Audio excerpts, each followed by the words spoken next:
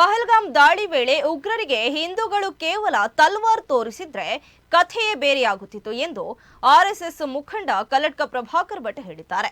ಮಂಜೇಶ್ವರದ ವರ್ಕಾಡಿಯಲ್ಲಿ ನಡೆದ ಕಾರ್ಯಕ್ರಮದಲ್ಲಿ ಮಾತನಾಡಿದ ಅವರು, ಹಿಂದೂಗಳು ಮನೆಯಲ್ಲಿ ಒಂದೊಂದು ತಲ್ವಾರ್ ಇಟ್ಟುಕೊಳ್ಳಲು ಕರೆ ನೀಡಿದ್ದಾರೆ.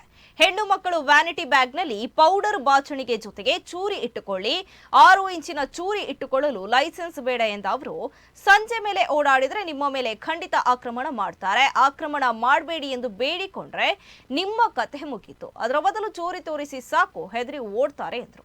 ಈ ಹಿಂದೆ ಹಿಂದೂ ಮುಸ್ಲಿಂ ಗಲಾಟೆ ಅಂದ್ರೆ ಮುಸ್ಲಿಮರು ಹೊಡಿತಾರೆ, ಹಿಂದೂಗಳು ಓಡ್ತಾರೆ ಅಂತ ಇತ್ತು. ಆದರೆ ಈಗ ಹಿಂದೂ ಕೇವಲ ತಿರುಗಿ ಬಿದ್ದಿದ್ದಾನೆ, ಇನ್ನು ಹೊಡಿಲಿಕ್ಕೆ ಶುರು ಮಾಡಲಿಲ್ಲ. ನಾವು ಎದ್ದು ನಿಲ್ಲಬೇಕು, ಮನೆಯಲ್ಲಿ ಒಂದೊಂದು ತಲ್ವಾರ್ ಇಟ್ಟುಕೊಳ್ಳಿ ಎಂದ ಕರೆಯನ್ನ ನೀಡಿದ್ದಾರೆ. ಹೆಣ್ಣು ಮಕ್ಕಳಿಗೆ ಒಂದು ವ್ಯಾನಿಟಿ ಬ್ಯಾಗ್ ಇರ್ತದೆ, ಅವರತ್ರ ವ್ಯಾನಿಟಿ ಬ್ಯಾಗಿನಲ್ಲಿ ಎಂಥದ್ದು ಅಂತ ಕೇಳಿದರೆ ಸ್ನೋ ಪೌಡರ್, ಒಂದು ಬಾಚಣಿಗೆ ಇರಲಿ, ನನಗೆ ಬೇಜಾರೇ ಇಲ್ಲ. ಬಿಳಿ ಕಾಣಬೇಕು ಅಂತ ನಿಮಗೆ ಕಾಣೋದು ಆಯಿತು, ಅದರ ಒಟ್ಟಿಗೆ ಒಂದು ಚೂರಿ ಇಟ್ಟುಕೊಳ್ಳಿ ಅಂತ. ಒಂದು 6 ಇಂಚಿನ ಚೂರಿ ಇಟ್ಟುಕೊಳ್ಳೋದಕ್ಕೆ ಲೈಸೆನ್ಸ್ ಬೇಡ, ಖಂಡಿತ ಇಟ್ಕೊಳ್ಳಿ.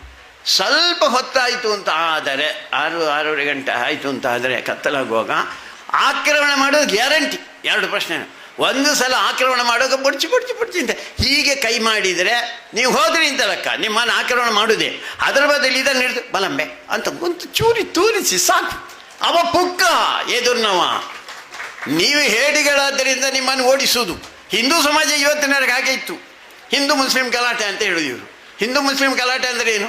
ಹಿಂದೂಗಳು ಮುಸಲ್ಮಾನರು ಹೊಡೆಯುವುದು, ಹಿಂದೂ ಓಡುದು, ಅಷ್ಟೇ ಇದ್ದದ್ದು.